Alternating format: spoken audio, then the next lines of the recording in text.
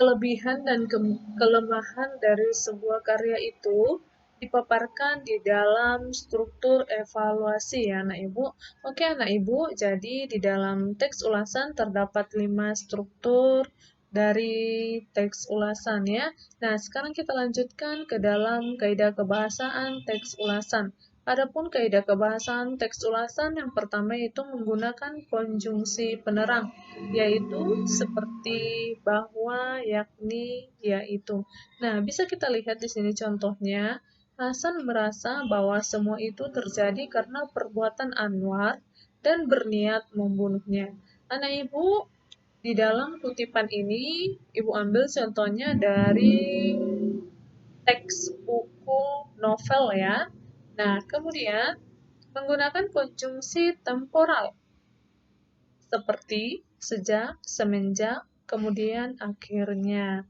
Nah, bisa kita lihat contohnya di sini. Sejak saat itulah pemahaman Hasan tentang agama mulai berubah. Dia mulai meragukan keberadaan Tuhan. Oke, kita lanjutkan menggunakan konjungsi penyebab. Seperti karena, sebab. Nah, kita bisa lihat contohnya, akan tetapi, ya, ini dia, akan tetapi, karena Rusli juga pandai bicara, kemudian dialah yang berbalik memengaruhi Hasan.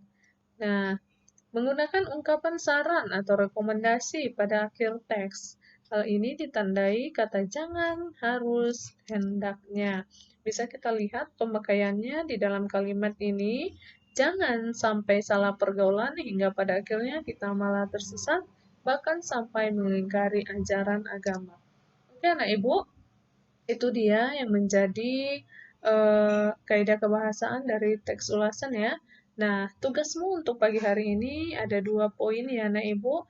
Yang pertama berkaitan dengan struktur teks ulasan dan yang kedua berkaitan dengan kaidah kebahasaan teks ulasan.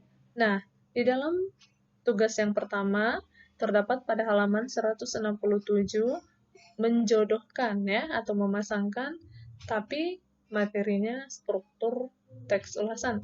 Sedangkan tugas yang kedua yaitu menjodohkan juga bagian A saja ya pada halaman 170. Sama halnya dengan tugasmu yang pertama, menjodohkan atau memasangkan, tetapi materinya dari kaidah kebahasaan teks ulasan. Oke anak ibu, sampai di sini materi kita.